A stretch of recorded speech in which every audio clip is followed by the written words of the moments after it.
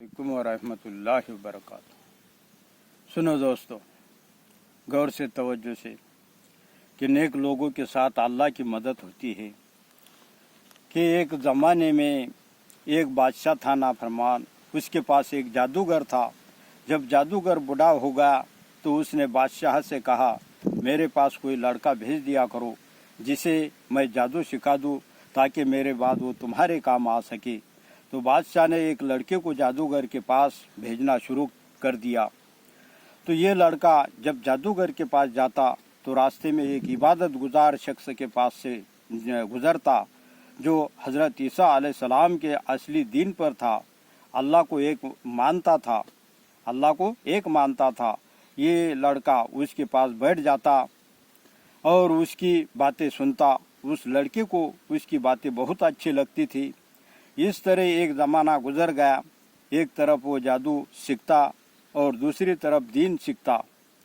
तो एक मर्तबा उसने देखा कि एक ख़तरनाक शेर लोगों के रास्ते में बैठा है, उसकी वजह से रास्ता बंद हो गया है और लोग परेशान है। तो उसने सोचा आज मौका है, मालूम कर लूँ कि जादूगर का दीन सच्चा है या उस इबादत गुजार की सच्चा है। तो उसने एक पत्थर हाथ में लेकर दुआ की, या अल्लाह, अगर इबादत गुजार का दीन सच्चा है तो इस पत्थर से शेर को हलाक कर दे। पत्थर लगते ही शेर मर गया। तो इस वाक़ये की वजह से लड़का लोगों में मशहूर हो गया। लोग लड़के के पास मुख्तलिफ़ बीमारियों के इलाज के लिए आने लगे। उसकी दुआ से पैदाइश या अंधे, कोढ़ी और हर किस्म के बीमार ठीक हो जाते। ये बात बादशाह के एक नाबीना यानी अंधे वजीर को मालूम हुई तो वो बड़े तोहफे लेकर लड़के के पास आया और उससे कहा कि अगर तू मुझे शिफा दे दे तो ये सब तोहफे तुझे दे दूंगा। लड़के ने कहा, मैं किसी को शिफा नहीं देता, शिफा तो अल्लाह ही देते हैं।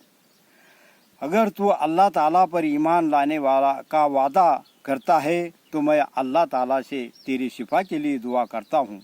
तो वजीर ने वादा किया तो लड़के ने उसके लिए दुआ की। वो शिफायाब हो गया, अच्छा हो गया।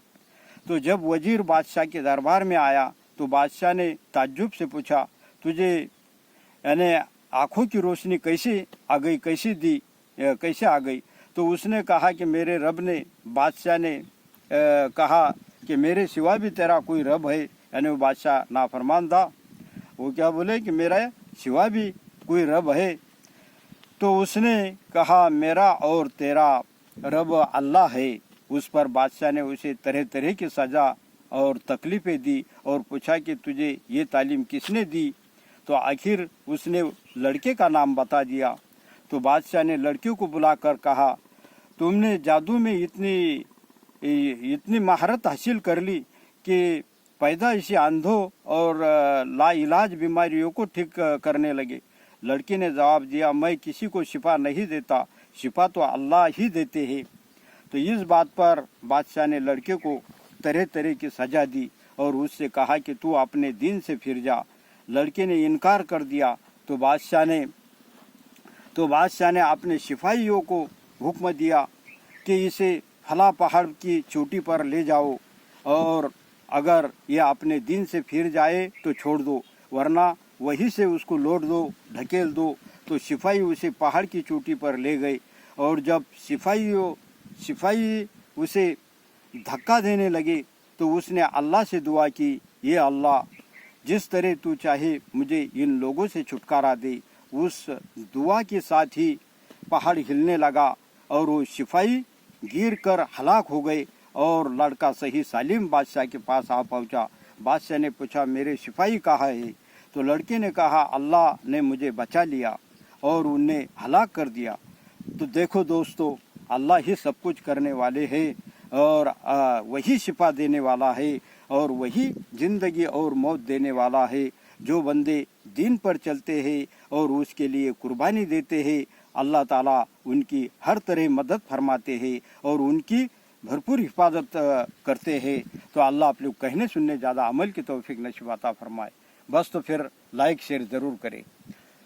व आखिर दावाहुम अनिल हम्द।